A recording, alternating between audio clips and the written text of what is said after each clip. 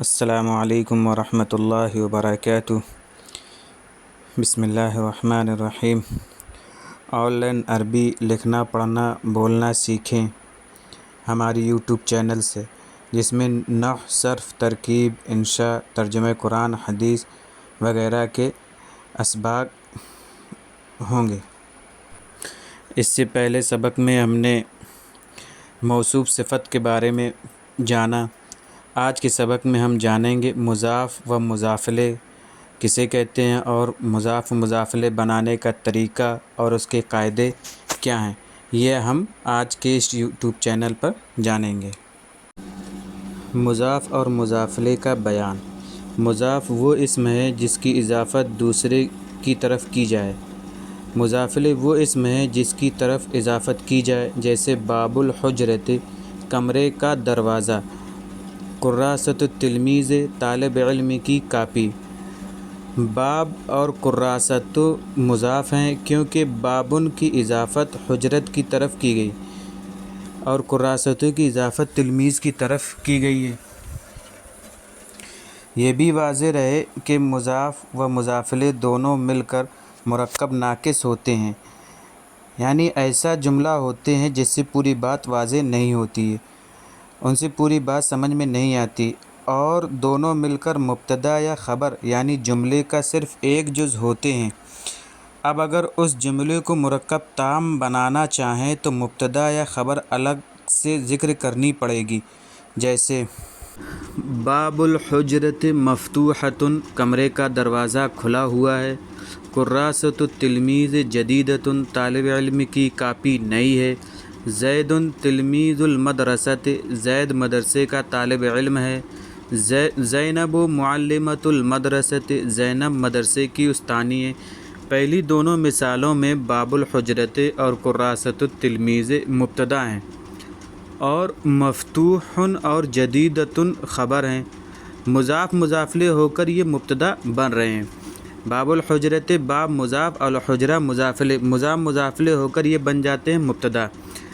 اور تیسری اور چوتھی مثال میں زید اور زینب مبتدا ہیں اور تلمیذ المدرسۃ اور معلمۃ المدرسۃ خبر ہیں، کیونکہ تلمیذ مضاف اور مدرسہ مضاف الیہ ہے، مضاف الیہ ہو کر اس کی خبر بن رہے ہیں، یعنی زینب اور زید کی خبر بنتے ہیں۔ مضاف اور مضاف الیہ کا جملہ بناتے وقت مندرجہ ذیل قواعد کی رعایت ضروری ہے، یعنی ان قاعدوں کا لحاظ رکھنا ضروری ہے۔ عربی زبان میں مضاف پہلے اور مضاف الیہ ہمیشہ بعد میں آتا ہے۔ جب بھی ہم عربی لکھیں گے تو مضاف پہلے لکھیں گے اور مضاف الیہ بعد میں ہے، اور اردو میں اس کے الٹا ہوتا ہے، یعنی مضاف الیہ کا ترجمہ پہلے اور مضاف کا بعد میں ہوتا ہے، جیسا کہ اوپر کی مثالوں کے ترجمے سے ظاہر ہے۔ اور مضاف و مضاف الیہ کے ترجمے میں عموماً یعنی عام طور پر لفظ کا، کی، کو آتا ہے۔ قاعدہ نمبر 2 ہے مضاف الیہ ہمیشہ مجرور ہوتا ہے، یعنی اس پر زیر آتا ہے ہمیشہ۔ قاعدہ نمبر 3 مضاف الیہ پر الف لام نہیں آتا ہے۔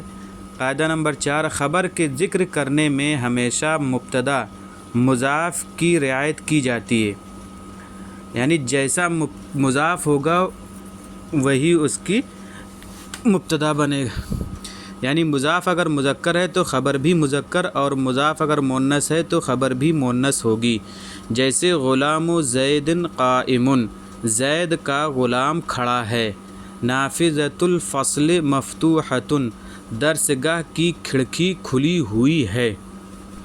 مذکورہ دونوں مثالوں میں چاروں قاعدے کی رعایت کی گئی ہے، اس طریقے سے کہ غلام اور نافذۃ دونوں مضاف ہیں اور پہلے ہیں، اور زید اور الفصل مضاف الیہ ہیں جو بعد میں ہیں، اور قاعدہ نمبر 2 کے تحت دونوں مجرور بھی ہیں۔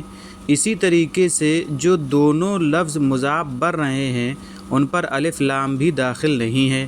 پھر خبر لانے میں مضاف کی رعایت کی گئی ہے کہ پہلی مثال میں غلام کے مذکر ہونے کی وجہ سے قائم کو مذکر، اور دوسری مثال میں نافذۃ کے مؤنث ہونے کی وجہ سے مفتوحۃ کو مؤنث لایا گیا ہے، یعنی جیسا مضاف ہوگا ویسا ہی اس کی خبر آئے گی، چاہے وہ مبتدا ہو یا واحد ہو یا تثنیہ ہو یا جمع ہو، مذکر ہو یا مؤنث ہو، جیسا مضاف ہوگا اس کی ویسے ہی خبر لائی جائے گی۔ ان جملوں کی عربی بنائیں۔ ولد الاستاد صالح، مروحۃ الفصل قدیمۃ، فراش المدرسۃ نشیط، محفظۃ التلمیذ جیدۃ، قلم الطفل جمیل، شجرۃ الورد صغیرۃ، سور الجنینۃ مرتفعۃ، سمکۃ البرکۃ لذیذۃ۔ اس میں فراش کہتے ہیں چپراسی کو، نشید فرتیلا، جنینہ کہتے ہیں باغیچے کو، سور کہتے ہیں دیوار کو، مرتفع بلند، مروحۃ پنکھا، فصل معنی درجہ، محفظۃ بستہ، جیدۃ اچھا، ورد گلاب، شجرت درخت، سمکۃ مچھلی، برکۃ تالاب، لذیذ مزیدار۔ ان جملوں کی عربی بنائیں۔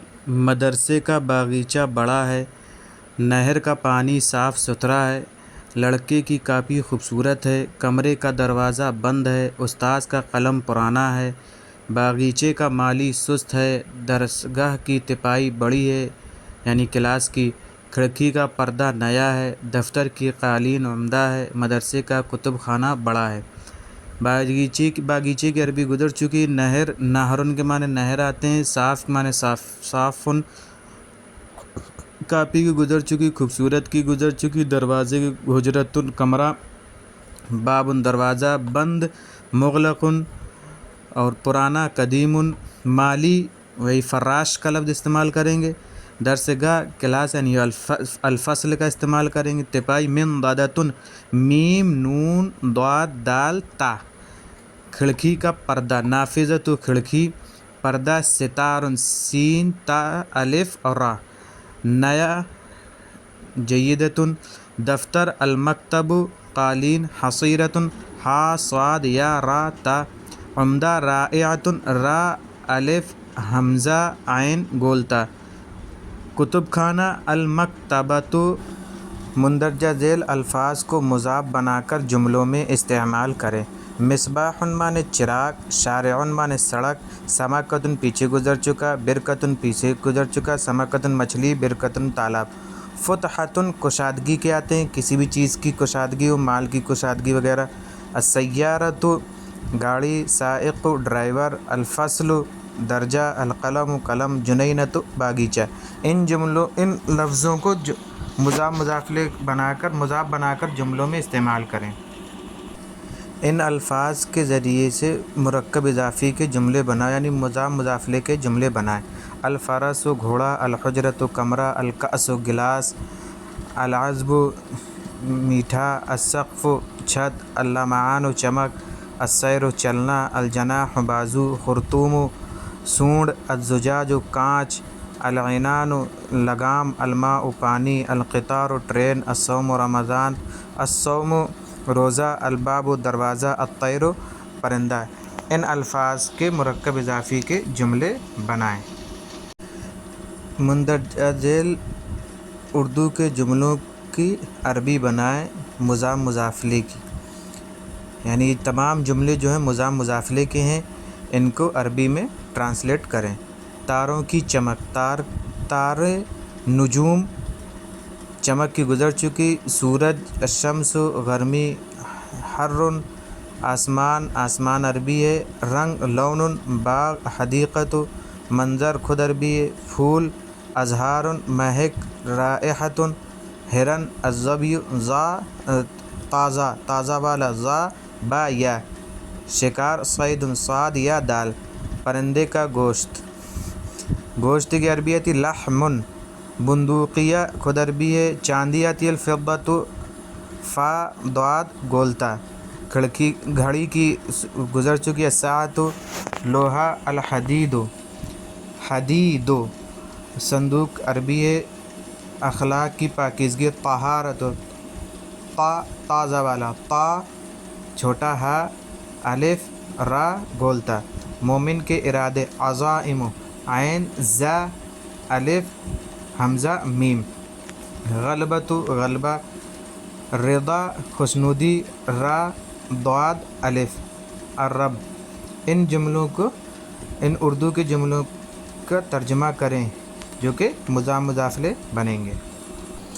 ان جملوں کا اردو میں ترجمہ کریں۔ ضوء القمر، ظلام اللیل، فصل المطر، شاطئ النہر، جمال الطبیعۃ، آیۃ اللہ، نبات الارض، سنام الجبل، غصن الشجر، تغرید الطیور، حدیقۃ محمود، دار غنی، اکرام الضیوف، خدمت الدین۔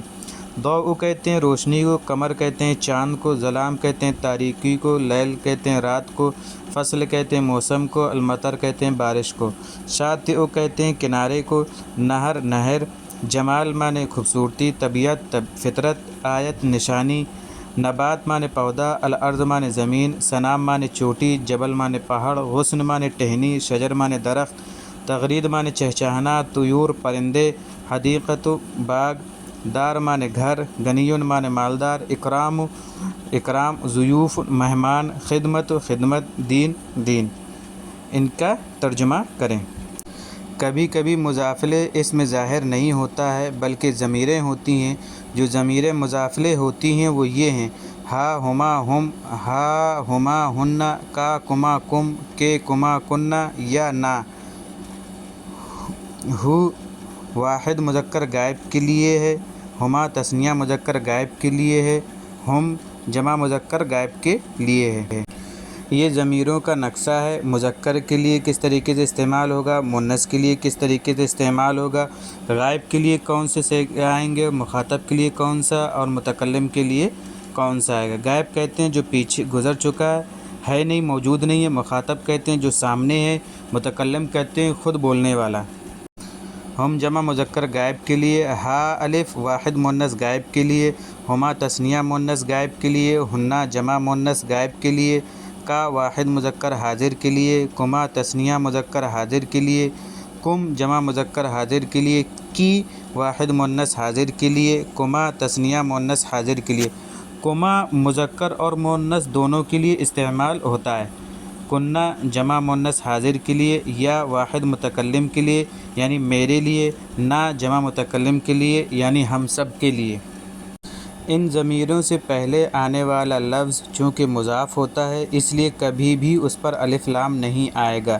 جیسے کتابہ جدید، اس کی کتاب نئی ہے، کتابہما جدید، ان دونوں کی کتاب نئی ہے، حجرتہن صغیرۃ، ان سب عورتوں کا کمرہ چھوٹا ہے، وغیرہ۔ یہ ذہن میں رہے کہ یہ ضمیریں چونکہ مضافلے ہوتی ہیں، مضاف نہیں ہوتی، اس لیے خبر ان ضمیروں کے مطابق نہیں ہوگی بلکہ ان کے مضاف کے مطابق ہوگی۔ جیسے کہ مذکورہ بالا مثالوں میں آپ نے دیکھا کہ جدیدن اور صغیرتن دونوں مفرد ہیں، تبدیلی صرف مضاف کے تذکیر و تانیث یعنی مذکر اور مؤنث کے اعتبار سے ہے۔ ضمیر کے تثنیہ اور جمع کی وجہ سے خبر پر کوئی فرق نہیں آیا ہے۔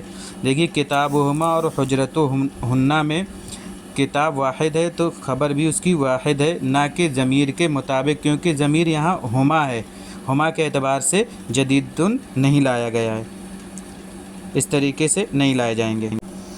یہ بات ذہن میں رکھ کر مندرجہ ذیل جملوں کا اردو میں ترجمہ کریں۔ محفظتہ کبیرۃ، قلمہما جدید، والدنیا والدنا شفیق، شفیق کہتے ہیں مہربان کو، معلمتہن تعبانۃ یعنی تعبان تھکنا، اخی جائع بھوکا، اخی معنی بھائی، بنتکما بنت لڑکی، صالحۃ نیک، دراجۃ سائیکل، کتاب جدید، قریۃ گاؤں، مدرسۃ مدرسہ۔ ان جملوں کا اردو میں ترجمہ کریں۔ مندرجہ ذیل جملوں کی عربی بنائیں۔ میری کتاب پرانی ہے، تمہارا کمرہ کشادہ ہے، اور اس عورت کا گھر تنگ ہے، تم سب کا مدرسہ بڑا ہے، تم سب عورتوں کا کمرہ خوبصورت ہے، ان دونوں کی سائیکل پرانی ہے، ہم سب کے استاد مہربان ہیں، ان سب عورتوں کی استانی نیک ہے، تم دونوں کا بستہ پرانا ہے، ان دونوں عورتوں کی کاپی نئی ہے۔ کشادہ کہتے ہیں واسعۃ اور تنگ کو کہتے ہیں ضیقۃ۔